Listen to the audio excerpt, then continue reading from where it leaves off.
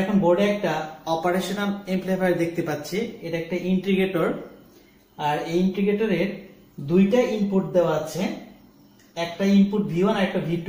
এখানে বলা হচ্ছে V1 এর মান 10 sin 200t ভোল্ট, আর V2 এর মান দেওয়া আছে 15 sin 200t ভোল্ট। এই দুটো ভ্যালু যদি ইনপুট হয় তাহলে তার আউটপুট ভোল্টেজটা কত সেটা নির্ণয় করতে হবে। শিক্ষার্থীরা, তাহলে আমরা চলো সমাধান করি। আমরা জানি যে একটা ইন্টিগ্রেটরের ক্ষেত্রে কি ঘটে। নরমাল একটা ইন্টিগ্রেটরের ক্ষেত্রে তার আউটপুটটা কি হয়? তার আউটপুটটা হয় -1/RC ইন্টিগ্রেটর Vin। আউটপুটটা হবে এর ইনপুটের ইন্টিগ্রেটেড মান বা যোজিত মান। এখন যদি আমার এখানে ইনপুট একটা থাকতো, এখানে ইনপুট কয়টা বা সাপ্লাই কয়টা?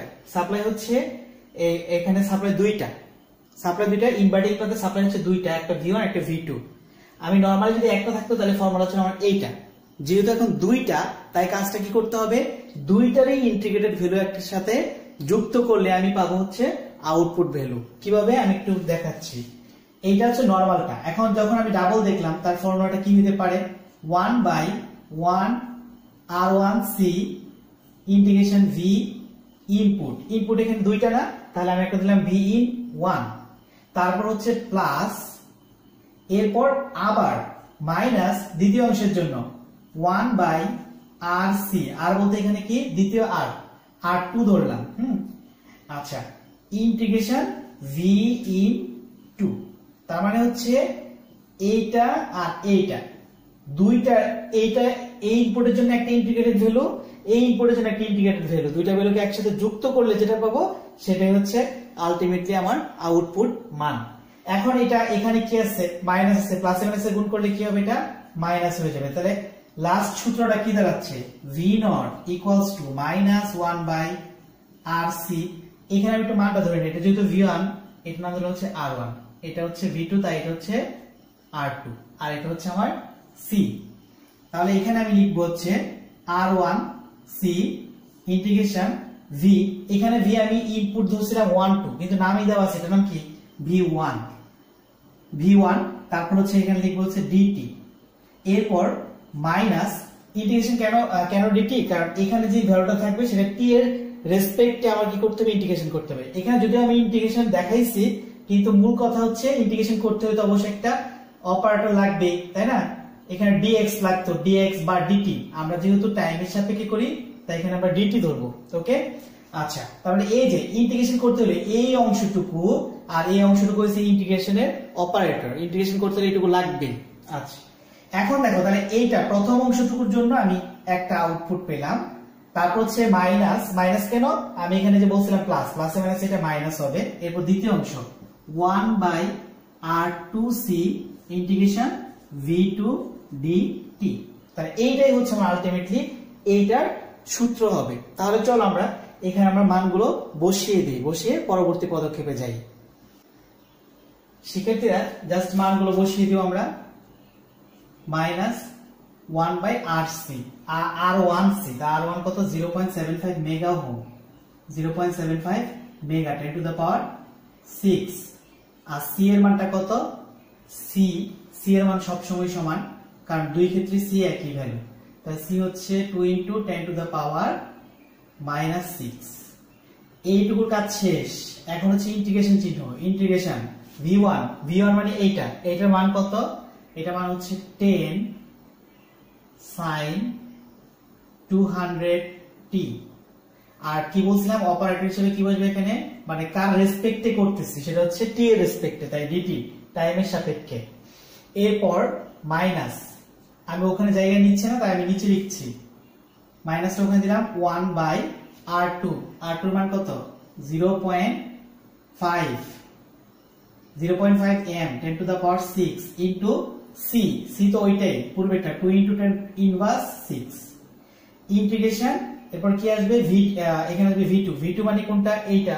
তারপর V2 হচ্ছে 15 sin 200t আর dt। এই হচ্ছে আমার পুরো সমীকরণটা।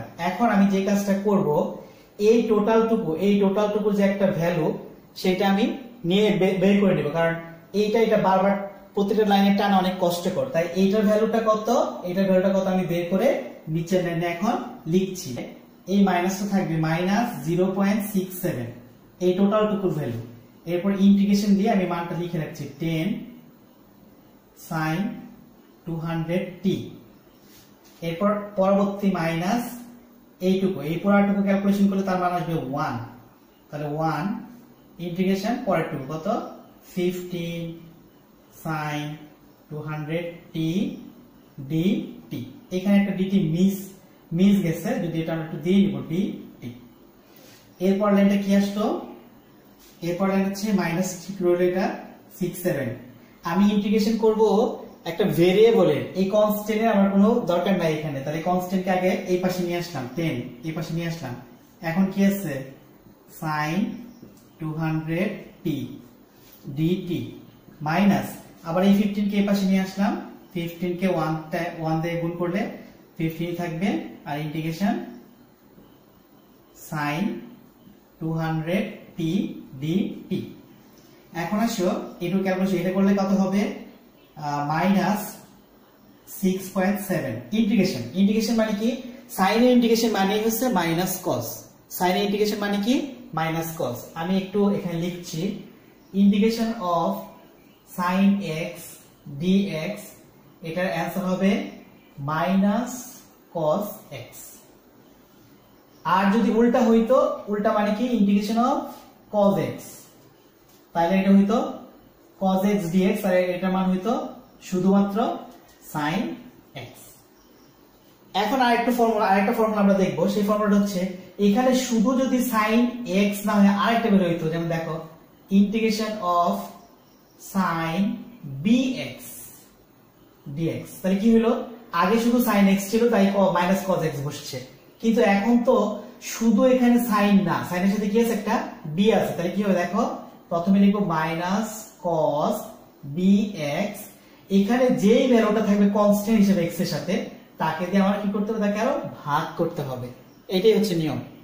তারপরে এখানে কোনো কনস্ট্যান্ট ভ্যালু থাকলে জাস্ট কি করব, এখানে যেই মান আছে হুবহু এটা বসায় দিব, দেওয়ার পরে মানে উপরে যেভাবে ছিল এইভাবে বসায় দিব, দেওয়ার পর এখানে যে কনস্ট্যান্ট ভ্যালু থাকবে সেই কনস্ট্যান্ট ভ্যালু এখানে ভাগ করতে হবে।